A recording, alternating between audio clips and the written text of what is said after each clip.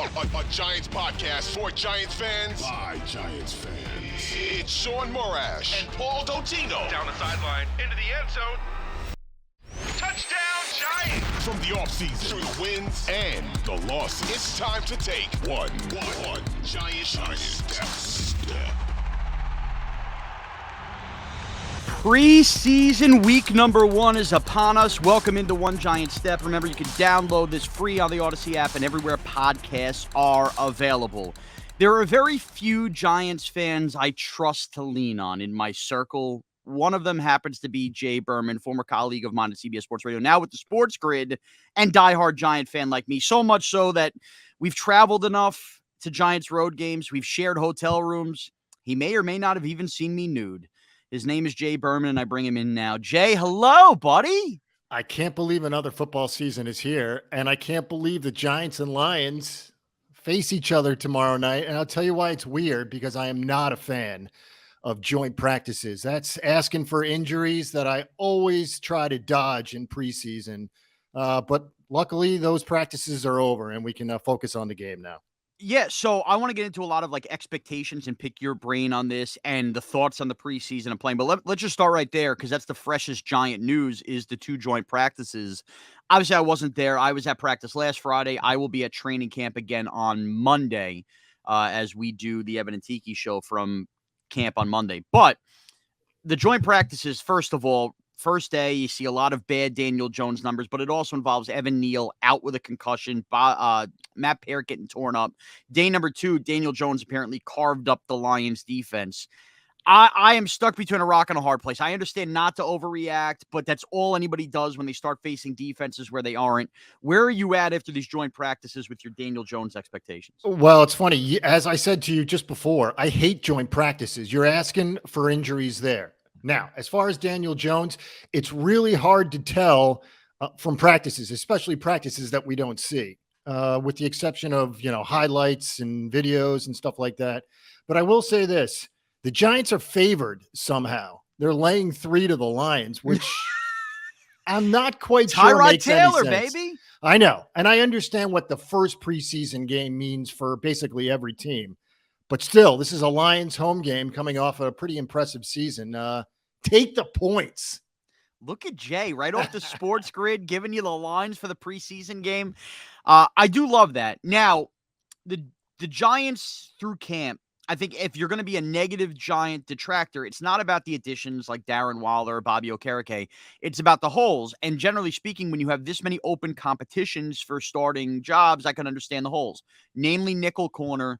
The second safety spot, though, Dane Belton made a sweet play, a one-handed strip in practice yesterday as we're taping this on Thursday. The offensive line, who knows about the interior offensive line, the second linebacker spot, whether it's Beavers or McFadden. The Giants have a lot of holes to answer.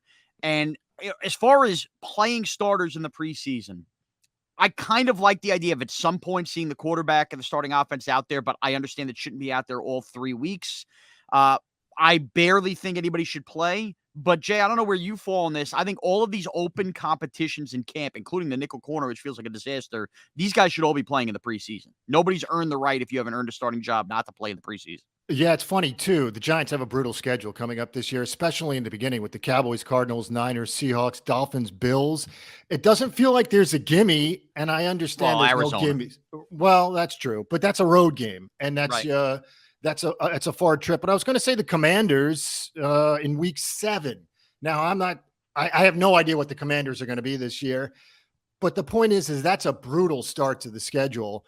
And to your point, these guys need to play before they get into that first game against the Cowboys. So I would look for those position battles to see those starters play more games, especially as we get into the preseason. Yeah, and I wonder, because the Jets is going to be a biggie at the end of that stretch. It'll be, their 8th game of the year, or what we were just talking about off the air. I know I'm going to be going to that game as a fan. I wonder if, because they're playing the Jets in the regular season, if that's not a spot where you're going to play Daniel Jones, the offensive starters, the defensive starters. Maybe it's game number 2 in the preseason, though then you have 2 weeks off before then. I am so torn on the idea of rhythm and fear for injury, because let's also not forget, Giants were very fortunate to beat Tennessee in week 1. Who was the crap team they beat in week 2? Carolina.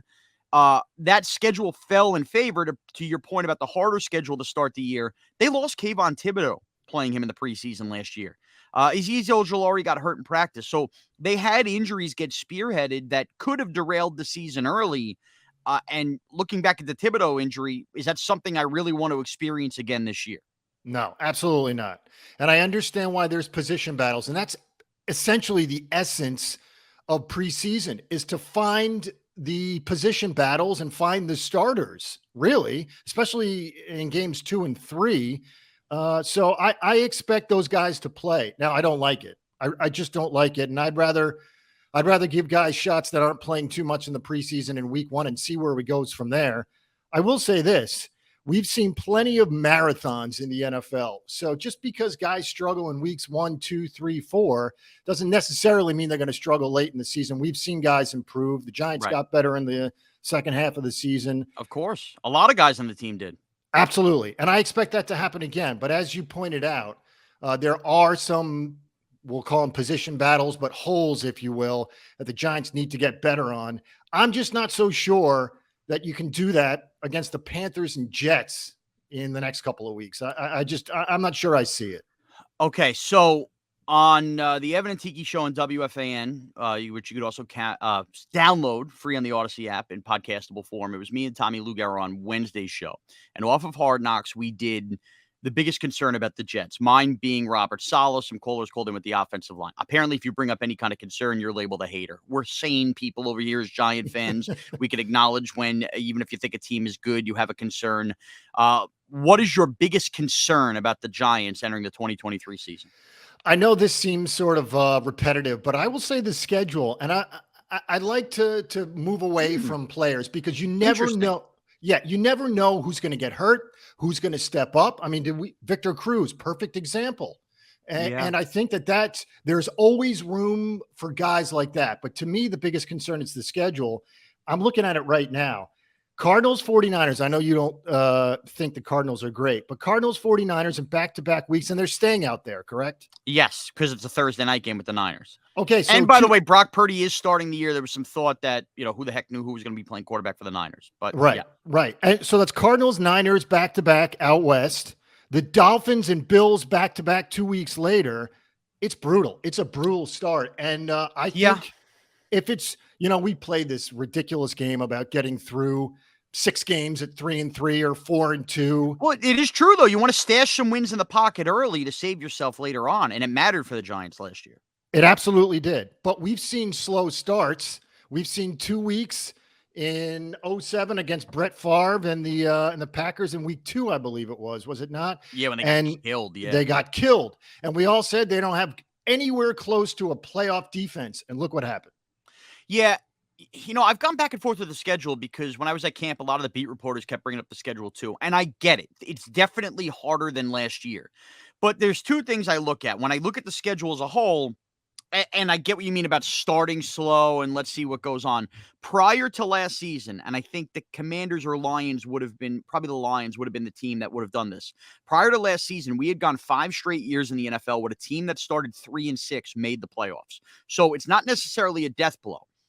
The Giants, I think, last year graduated, and a lot of this is because of Brian Daboll, the head coach, away from head-scratching, mind-numbing bad losses. Maybe the Lions would have been that last year, although remember, when McKinney and Adoree Jackson went down, the depth was so thin in the secondary, it was hard during that stretch to materialize any of this. And we underestimated Detroit last year as well. I don't think we ever thought they'd wipe them out. I get it, but the point I'm making is, I believe that when I see a team that's to bad on the schedule, I now no longer view the Giants, thanks to being coached by Brian Daboll, as having letdown. So when I look at the schedule as a whole, I'm just going to rattle off a few teams here, and you can disagree, and that's fine. Arizona without Kyler Murray early. They will get to the Patriots at some point Thanksgiving. I think that roster is such dog crap. I understand how good Belichick is. I don't know what the Packers are, but how can I think that the Giants beat the Packers last year with a worse team in Aaron Rodgers? Don't beat them this year. The Saints, okay, offense. I like Derek Carr. Who knows? I mean, they're not exactly a sexy team there. That's 4 teams right there. The Commanders, you have Ron Rivera starting Sam Howell, and the players already complain about Eric Bieniemy. They should have beat him twice last year if Feliciano doesn't flex down the stretch. That's 6 games they should win. And there's the Rams at the end of the year. Now, again, who knows, but they are so depleted from what they once were. I look at 7 games on the schedule before I'm even talking about Seattle or the Jets, where, I mean, still really big question marks where I think the Giants should get there. Now, 7-10 ain't going to do that. But as much as the schedule's harder, I don't think the Giants are full flat on their face. Then it's the idea of what are these upper echelon teams they could beat? Is Seattle one of those teams? They should beat them at home on Monday night. The Jets is going to be interesting where they're at. Buffalo, Miami, can they find a way to split? And I think more importantly, if they're really going to make headway, you can't go 0-4 versus Dallas and Philly, which is why I think opening night is actually so super important for this team. I agree. And it's funny. I'm looking at this schedule, and 4 of the first 6 weeks are road games. But I do look at the end, and I can't remember. And this is, I guess, a question. I can't remember the last time the Giants finished with 2 home games, back-to-back weeks. Is that how it's full? Oh, because Philly they play on Christmas Day, and then they're home. Philly, and then it's the Rams. Rams and Eagles. Rams are New Year's Eve. Eagles are a week later. And that's the other part of it. One of 2 things is going to be possible with the Eagles in week 18 at home. Either the Eagles are going to have whatever they have played for locked up, or the Giants are going to be good enough that they're pushing the Eagles for something. So either way, I can't view that as an unwinnable game in week 18. Also. Agreed. Especially, it could be a win and in situation. Right. So, I mean, and thankfully those are home playoff games. You know? Yeah. No, you're right. I can't remember that either. Either way, I'm sure there'll be a nice warm Zuccarello jersey in the crowd for sure. Okay, so then what is the thing you're most excited about if the schedule's your biggest? By the way, my biggest concern still remains, I think, the health of Daniel Jones, for the record. I think that last year, him not getting hurt, we almost now accept that, where he does have an injury-plagued career a little bit. Like, if I was being honest and truthful, there's a part of me that thinks, geez, is he going to go back to getting hurt? And last year was the anomaly. But anyway, what is your biggest thing you're looking forward to about this year? It is kind of an amazing situation with Daniel Jones in that he is obviously a running quarterback, a mobile quarterback, but he really stays fresh. He certainly did last year. And I think you're absolutely right about being worried about him being hurt. I will say this, though. What team isn't worried about their starting quarterback getting hurt? Well, every team is worried, but we do have a quarterback with the track record of getting hurt. Yeah. I mean, that's a little different. It is.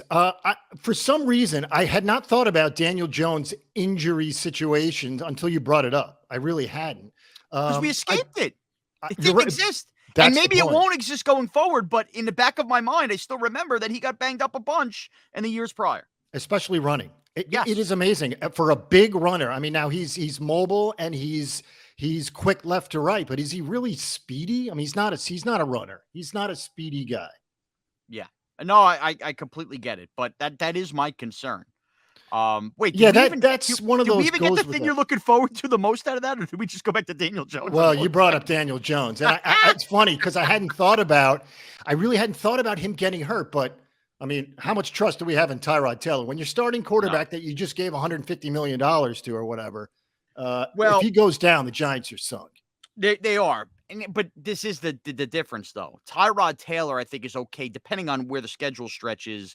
If Daniel Jones is out for 1 week, 2 weeks, it's a lower leg injury, something like that. For the year, I agree, the Giants are sunk. And I think that's the difference in having a Tyrod Taylor would be any team starting quarterback goes out for the year, I think you're screwed, but do you have a quarterback that can navigate you through a 2 or 3 week stretch to save the season? Yeah. I mean, is Tyrod it? I mean, I don't want to see Tyrod. I don't want to see him either. Yeah, right. I don't want to see him either, but, he's certainly better than having Zach Wilson backing up in that spot.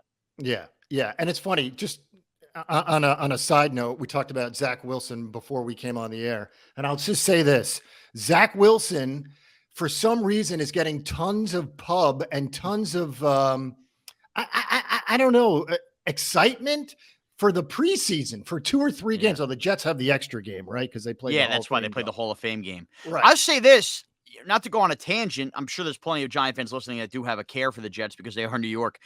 I don't know if you saw Hard Knocks. Could you imagine being Zach Wilson and how much Aaron Rodgers being celebrated, and rightfully so, and you're sitting in that locker room? It's just like you are basically being told you're a giant dog turd, and you're just sitting there with a smile. It's amazing. Like, that actually takes some mental strength. It really does. And I'll say this. I hate that they were anti doing it the entire time. Now, I understand why they don't want to do it and why they were very anti, but I wish they were all in. I really do. And now, look, it could still be a I'd love great if season. the Giants did it. Yeah. Answer me this. Why were they not one of the ones that had to do it, considering they haven't done it yet? Who, the Giants? The Because Giants. it's if you've made the playoffs in the last 2 years and you don't have a new head coach, or like it's something to do to be eligible to be forced, you have to have missed the playoffs for at least 2 straight years and not have a new head coach. There might be a third liar on that. So it was only 4. The Jets are one of those. They didn't get rid of Saleh. They haven't made the playoffs in forever. The Giants made the playoffs last year, which took them out of that run. Yeah. I was thinking, just generally speaking, as far as expectations, let me ask you a question right now. It's an unanswerable question, but I'll ask it anyways. Are the Giants a Final Four team? Well, my gut says no, but do I think they can be? Yes. I happen to agree with you. The only reason I brought that up is because it feels like you want to get better from the year before. And they made the divisional round. How do you get better? You make the championship game. So that's a good argument to make. Like, the conceivable next step is now win the game to get to the championship game. But the way the NFC is structured, it's all about who you play in the playoffs when you get there. I have to see them beat the Eagles before I believe in it. I think they're still another year away from doing that. And if the Eagles happen to be their draw in the divisional round again, then no, I don't think they make the championship game. And as much as I still question the quarterback situation, I could see the 49ers having a field day at our linebacking core with McCaffrey and Kill. So if they see either one of those teams in the divisional round, how am I picking the Giants to win in advance? Now, if the year is weird and Jalen Hurts is hurt for 4 weeks and maybe it's us that win the division or the Cowboys that win the division, and then like it's Giants Cowboys in round 2, well, I'm going to be disappointed if they don't beat the Cowboys in that spot to make a championship game. Or insert whatever North Division winner or the Saints in that spot. It's all about who you play and who you match up with to consider taking that next step. I'll tell you, I also like the way the schedule's been set up the last couple of years with the division game the last week. The Eagles twice. It's one of the reasons, you love the Cowboys week 1 because it's such a big game. Of course. But I would much rather see those 3 teams later in the season. I love the fact that they have Eagles 2 of the last 3 weeks. See, I love closing with them. I would like a little more space out. I'd like an Eagle game in early November or late October and then kind of collect ourselves, see where they're at, see the teams are a little different. 2 out of the last 3 weeks. Not that it's hard. It becomes redundant. Like, you're just right back on the saddle playing the same team again. What does it tell you about what the NFL thinks about the Eagles and the Giants, though? Well, sticking those last 2 games at the end of the season. Which is a great point, because people who have been anti-Giant have brought up, as you guys would on Sports Grid, the number of whatever it is, 7.5, wherever the Giants, it seems like a low number. Yeah. But, and a lot, well, what does Vegas think of the Giants? They have that total low. Well, first of all, Vegas was wrong last year and the Giants went over that total. The flip is the NFL has put the Giants versus the Eagles on Christmas Day at 5. They don't want to pick a game that they think is going to be a blowout. They think the Giants are going to be good and the Giants and Eagles are going to be battling it out. And that's why they're playing 2 of the last 3 weeks. It's really, really interesting because they get the Commanders early in October and then again in November. But I hate to be repetitive. I hate that the Cowboys are the opener. It's kind of like this. When the Red Sox and the Yankees used to play opening day, it wastes one of them. Absolutely. There's a reason Mets and Yanks don't play in April. There's a great reason why, and that's it. I would have loved an AFC East game. Geez, Giants Jets week 1 would have been great. The 2 fan bases get all revved up, and then we go our separate ways the rest of the year. I would have been fine with that as well. I agree. Try to pack those division games or give me maybe 2 early, not necessarily opening day. How geeked are you for Darren Waller? It's funny because we traded texts when it went down, and I remember saying, "Wow, what a move!" And I felt like there was some not pushback, but from our text chain, it felt like maybe people thought Waller was a little overrated, a little washed, or washed. Either way, I think that there was some concern. I happen to love it, and I think it even makes Bellinger better because it puts him in a spot where he's not the lead tight end. So I think that combination of those weapons at the tight end position, phenomenal. Yeah, I think Bellinger will get 4 to 5 touchdowns in the red zone easy just by the presence of Waller being on the team. And I heard our guys at Talking Giants bring this up. I think it was Pennick who said this, and it's such a good point I had not thought of. When talking about the Darren Waller injury history, just remember, that if you look at the amount of games he's played the last couple of years, even if he found his way to only play 12 games, let's say, in 2023, those 12 games of Darren Waller, because his stats were still really good in the games he was healthy, are still 12 better games as far as a number one big target that the Giants had in the offense a year ago. I don't know what to make of the individual units. I will say this. If everybody on the defense gets better, including Kayvon, who I think will, Right. because I actually wasn't that impressed with him that last year, but it's a rookie year and he obviously got hurt. I will say this, defensively, I think they can be as good. I'm not so sure. Are we having audio problems? No, we're fine. We're having video problems. It's okay. We'll edit that. Oh, sorry. I lost what I was saying. No, go back to the units. Start with the units. Yeah, so in regards to the defense, I think the defense is going to be just as good, if not better. Kayvon's going to get better. I was disappointed with 2022 from him. I know he's young. He started with the injury, and he had to play with a knee brace. Again, I expect big things from him. We discussed after the draft, I thought he was going number one. So when he fell to the Giants, obviously things, there's more to it than that. But when he fell to the Giants in the first round, I thought it was a coup. I thought it was great. Now, look, he wasn't great last year, but it doesn't mean he doesn't have great potential. And he showed primetime ability. He might have single-handedly got him in the post of Washington. Thibodeau could be the big X factor. I think Waller on offense, Thibodeau on defense. I'm totally with you. Well, I've just learned that you're back around my parts, Jay, so we have to get to a Giant game soon. Where can everybody get you on Twitter? Jay Berman, Jayberman. And you can check out his work on Sports Grid. You can follow me, as always, at Shaun Morash, and download and subscribe to One Giant Step free on the Audacy app, everywhere podcasts are available. Thanks to our producer, James, about to head out for a summer vacation himself. I will be with WFAN at Giants Camp, a full day of Giants Camp coverage free on the Audacy app on WFAN as well on Monday. And at some point early next week, we'll recap, of course, night one of the preseason when the Giants take on the Lions on Friday night. Thank you to everybody, and thanks for taking one giant step with us. Thanks for watching this video. If you've enjoyed this video, please don't forget to give it a thumbs up and subscribe to our channel for more content like this. If you want to see more of our videos, be sure to check out our playlist and let us know what you think in the comments below. Also, don't forget to follow us on social media to stay up to date on our latest updates. Links are all in the description. Thanks again for watching, and we'll see you in the next video. One giant step.